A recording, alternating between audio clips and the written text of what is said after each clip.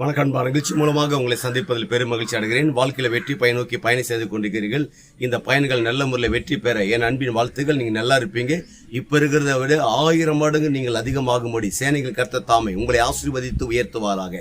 நல்லா கவனிச்சுப்பார்கள். இந்த உலகத்துல யார் சொன்னது நிறைவேறுமோ நிறைவேறாதோ அது எனக்கு தெரியாது.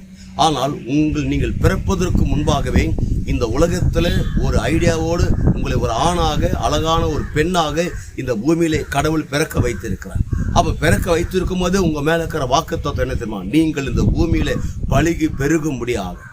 இந்த உலகத்தில் நீங்கள் ஆணாகிலும் பெண்ணாகிலும் உங்களில் மலடியா இருப்பதில்லை. அப்படினால் நீங்கள் செய்கிற வேலையா இருக்கட்டும், பிசினஸா இருக்கட்டும், ஊழியமா இருக்கட்டும், எந்த விதமான எஜுகேஷன் டிபார்ட்மெண்டா இருக்கட்டும், அடுத்தது ஒரு குடும்பமா இருக்கட்டும், அதுல பிறப்பு என்பது அதாவது மல்டிபிஷன் ஆகாம இருப்பதே கிடையாது.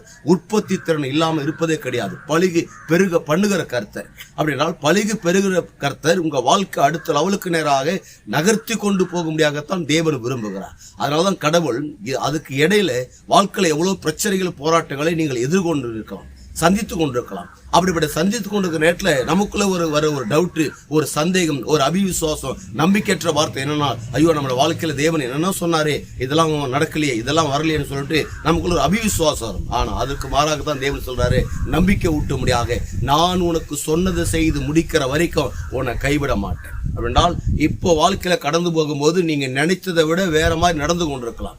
நீங்க நினைச்சீங்க வாழ்க்கையில் நடக்கிறது ஒன்றாக இருக்கலாம். ஆனா உங்களுக்கு தேவன் என்ன சொன்னாரோ அதை செய்து முடிக்கிற வரைக்கும் அவர் உங்களை கைவிட மாட்டார். இந்த உலகம் கைவிட்டு இருக்கலாம், நண்பர்களை கைவிட்டுருக்கலாம், உறவுகளை, சொந்த பந்தங்களை எல்லாரும் கைவிட்டிருக்கலாம். கர்த்தர் ஒரு நாள் உங்களை கைவிடாதவர். உங்களுக்கு சொன்னதை அப்படியே செய்து முடிக்க அவர் வல்லவரா இருக்கிறார். அப்படி நிறைவேறும் போது என்ன நடக்குதுமா? ஒட்டுமொத்த உலக நாடுகளுக்கு நாம் ஆண்டவர் இயேசு கிறிஸ்து உங்களை கடன் கொடுக்கும்படியாக வைக்கிறார். நீங்கள் வற்றாத நீரூற்றை போல இருப்பாய் என்று சொல்லி உங்களிலிருந்து விடைபெறுகிறேன். உங்க நண்பன் ரவி, பெரியபாளையம்.